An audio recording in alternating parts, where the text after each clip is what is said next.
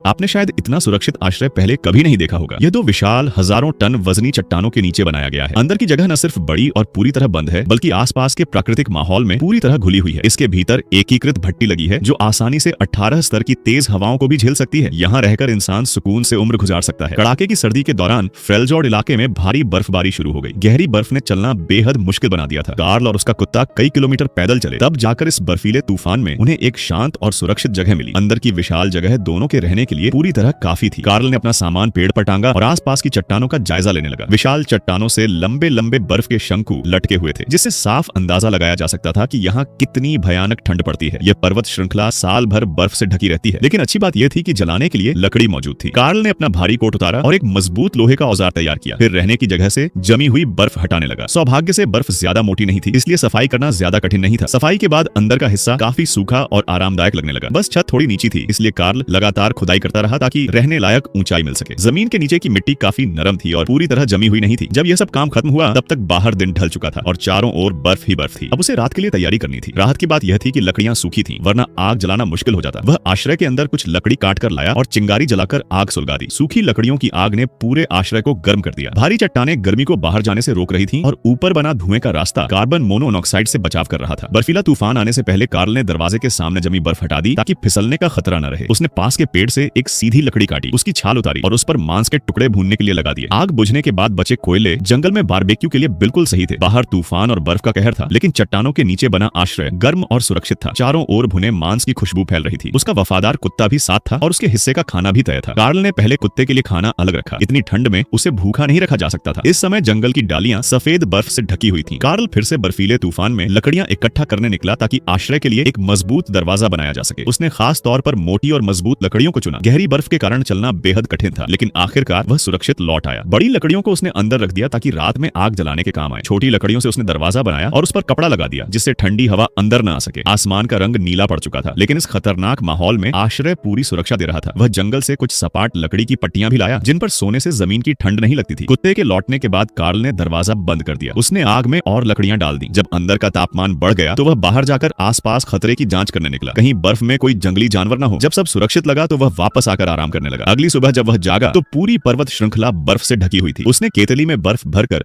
उसे भट्टी पर उबलने रख दिया। फिर उसने अपना सामान समेटा, बैग में रखा और अपने कुत्ते के साथ अगली यात्रा के लिए निकल पड़ा।